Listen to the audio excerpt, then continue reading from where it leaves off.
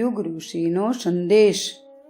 વિદ્યાના ફેલાવા માટે ઋષિ આત્માઓને આહ્વાન.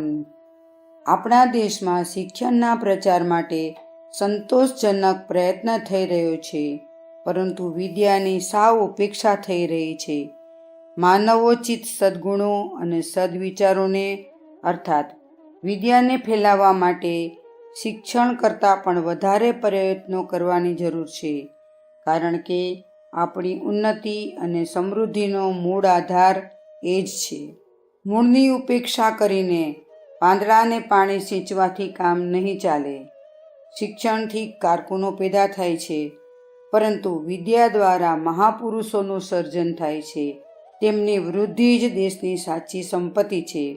શિક્ષણની વ્યવસ્થા સરકારી, અર્ધસરકારી તથા ધનવાન લોકોની મદદથી થઈ શકે છે, પરંતુ વિદ્યા વિસ્તારની જવાબદારી કર્મનિષ્ઠ, તપસ્વી, સદાચારી અને ઋષિ જેવા બ્રહ્મવેતા લોકો જ લઈ શકે છે.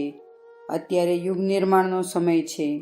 આ મહત્વપૂર્ણ સમયમાં અખંડ જ્યોતિ આપણા પરિવારના બધા જ ઋષિતુલ્ય આત્માઓને આહ્વાન કરે છે અને તેમને ખૂબ આગ્રહપૂર્વક વિનંતી કરે છે કે માનવતાના પ્રચાર માટે, માનવજાતિમાં વિદ્યાનો ફેલાવો કરવા માટે તેઓ આગળ આવે.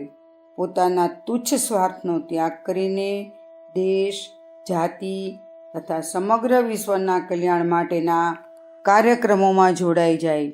જો આપણા પરિવારના મહાન આત્માઓ પોતાની સંપૂર્ણ શક્તિથી વિદ્યાના ફેલાવા માટે નિષ્ઠાપૂર્વક પ્રયત્નો કરે તો બહુ થોડા સમયમાં અસંખ્ય નરરત્નોનું નિર્માણ કરી શકાય, જેમને પ્રાપ્ત કરીને ભારત માતા ન્યાલ થઈ જાય અને પોતાના પ્રાચીન ગૌરવને ફરીથી પ્રાપ્ત કરી શકે.